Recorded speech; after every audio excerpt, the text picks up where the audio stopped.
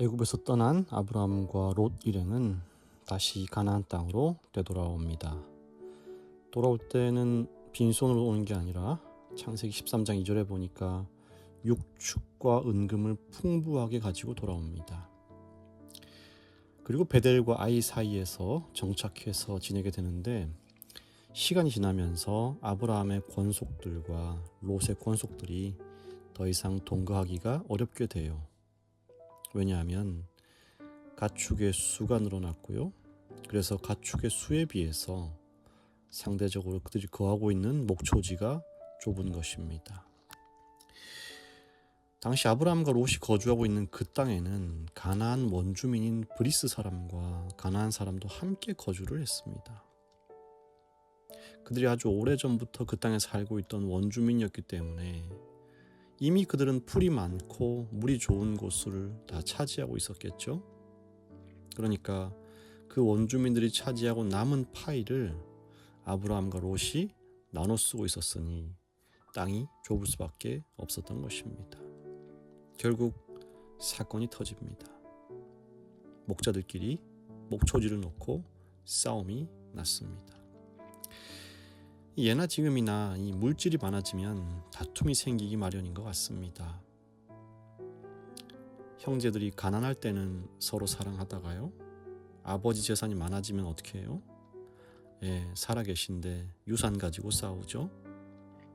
어쩌면 우리에게 소유가 많고 적음, 그보다 더 중요한 것은 이 사람이 얼마나 소유에 대한 청지기 의식을 가지고 살아가느냐 하는 것이 아닐까 하는 생각을 해봅니다. 그 청지기 정신이 없으면 소유가 많아지는 것은 세상적으로 좋아 보이는지 모르지만 내적으로는 자기를 죽이는 흉기가 되고 마는 것이죠. 모든 다툼의 원인이 되는 것입니다. 이 아브람과 롯도 재산이 많아지다 보니까요, 싸움이 났어요. 근데 아브람은 어떻게 하죠? 8절에 보니까요, 아브람이 롯에게 이르되 우리는 한 친족이라 나나 너나 내 목자나 내 목자나 서로 다투게 하지 말자. 여기 한글 성경에는 번역이 하나 빠져 있는데요, 히브리 성경에 보면 나나 너나 내 목자나 내 목자나 제발 서로 다투게 하지 말자라고 되어 있습니다. 제발이라는 말이 들어가 있어요. 이 제발이라는 말은 부탁이죠. 이 주로 누가 누구에게 제발 부탁합니까? 주로 아쉬운 사람이 제발 부탁합니다. 그리고 롯과 아브라함이 삼촌과 조카 사이인데 거의 아들뻘이에요. 아들이 자꾸 말 안 듣고 사고 치면 부모님 뭐라고 해요? 야, 제발 좀 그러지 마. 제발 말 좀 들어라. 그러시잖아요. 제가 어릴 때 많이 들은 말입니다. 제발 좀. 지금 아브라함이 롯에게 제발 좀 그러지 말자고 사정한다는 것은 이 다툼의 발단이 주로 누구로부터 비롯되었다는 거예요? 롯으로부터 이 다툼의 발단이 되고 있었다는 것입니다. 딱 봐도 자기가 더 좋은 목초지를 차지하기 위해서 매우 공격적으로 이 아브라함의 권속을 대했던 것입니다. 그게 화근이 되었던 거예요. 결국 갈라서야 할 지경까지 간 것입니다. 미워서라기보다 서로 좋은 관계를 유지하기 위해서는 결별해야 했습니다.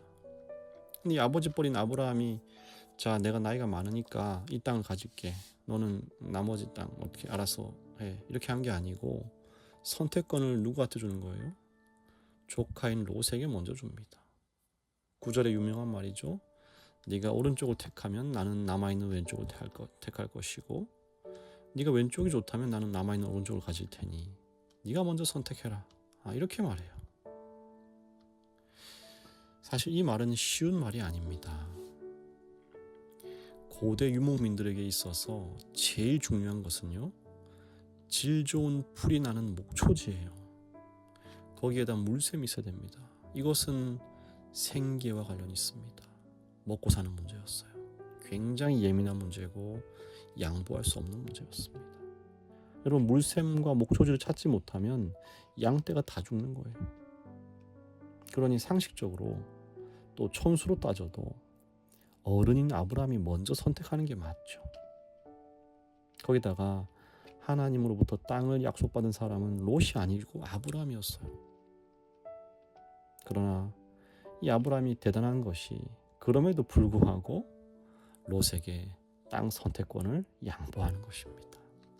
생계가 달렸고 모든 것에서 자기가 마땅히 당연히 먼저 선택해야 될 것을 넘겨주는 거예요. 이 롯이 그걸 또 덥석봤죠. 아이고 삼촌 제가 어찌 그렇게 합니까? 이런 말 하지 않습니다. 그 즉시로 높은 산에 올라가가지고 아래를 쭉 내려다보요.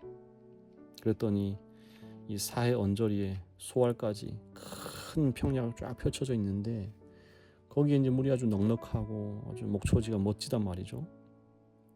그쪽에 우리가 잘 아는 큰 도시인 소돔과 고모라도 있는 것입니다. 얼마나 멋진지. 그래서 여호와의 동산 같다고 이렇게 얘기를 하는 것입니다. 10절에 보면요. 이에 롯이 눈을 들어 요단 지역을 바라본즉 소알까지 온 땅에 물이 넉넉하니 여호와께서 소돔과 고모라를 멸하시기 전이었으므로 여호와의 동산 같고 애굽 땅과 같았더라. 여러분 여호와의 동산이 에덴 동산이죠. 아니 롯이 바라본 그 땅이 에덴 동산 같고 동시에 어느 땅 같았냐면 당시 초강대국이었던 오리엔트 문명의 발상지였던 나일강 문명의 발상지였던 애굽 땅처럼 보이는 것입니다. 도대체 어느 정도 땅이길래 에덴 동산이면서 애굽 같았을까? 여러분 사실 이 성경에서 에덴 동산과 애굽은요 절대로 동일선상에 두지 않습니다. 여러분 다 아실 것입니다. 에덴 동산이 하나님 나라의 모형이라면 애굽은 죄악된 세상의 상징이죠. 에덴 동산이 빛의 세상이라면 애굽은요 어둠의 세상입니다. 절대 함께할 수 없습니다. 그렇게 보일 수가 없어요.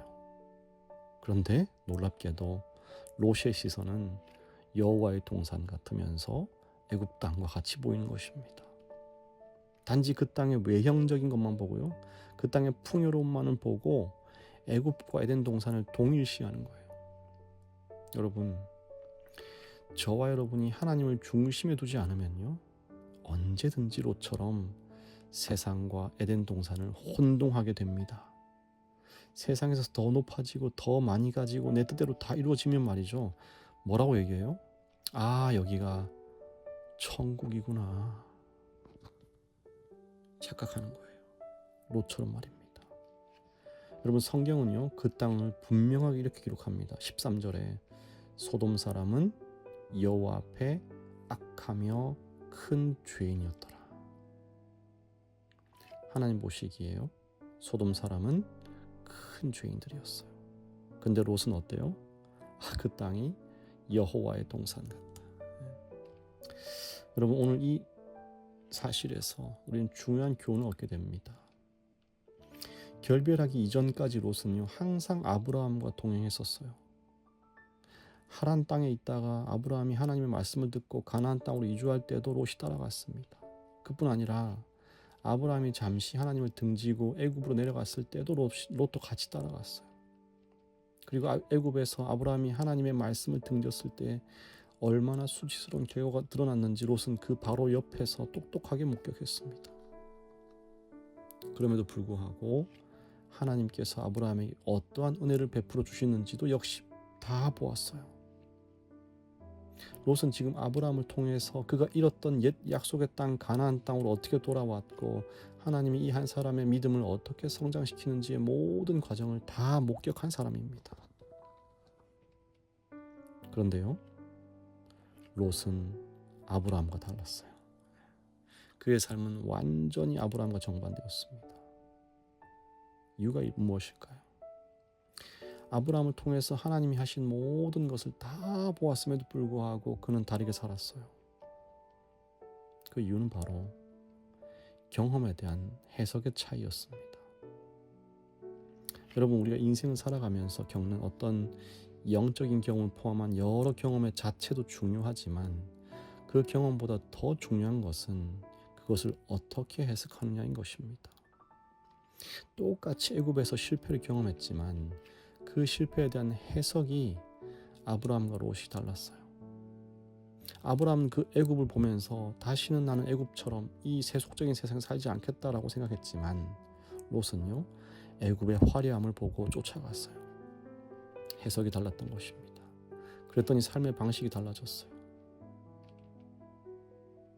여러분, 우리가 다 같은 경험을 하더라도 사람마다 해석이 다를 수는 있어요.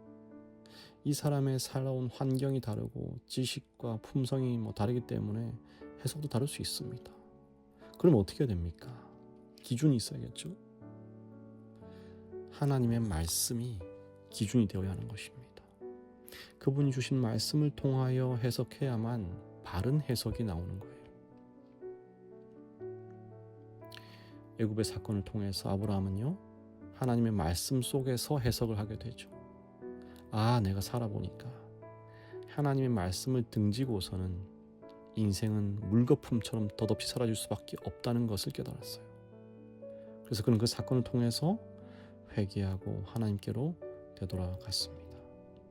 그러나 똑같이 애굽에서 그 모든 사건을 보고 체험하면서 롯은요, 오히려 애굽에서 사는 것이 목표가 되어버렸어요. 애굽의 풍요로움과 번영 그 자체가 롯에게 있어서 최고의 가치관이 되었습니다. 하나님의 말씀을 버리고 세상의 시각으로 애굽의 사건을 해석한 것입니다. 그 결과 그가 여호와의 동산과 애굽 땅을 동일시할 뿐 아니라 하나님께서 큰 죄인으로 보시는 소돔 사람들이 살고 있는 그 땅을 향하여 발을 내딛게 되는 것입니다. 사랑하는 여러분, 우리는요, 매일매일 살아가면서 크고 작은 사건들을 경험합니다. 그러나 우리가 하나님의 말씀 속에 있지 아니하면 그 경험이 오히려 우리 인생을 더 죄의 길로 내몰 수 있다는 사실을 잊지 마시기를 바랍니다. 오늘 하루도 복된 하루 되시기 바랍니다. 은혜로우신 하나님, 성경의 눈으로 세상을 바라보도록 오늘 우리의 마음을 붙잡아 주시옵소서. 세상의 아름다움에 현혹이 되어서 세상과 성경을 동일시하는 롯의 길을 가지 않도록 모든 유혹과 도파민에서 우리 마음을 붙잡아 주시옵소서.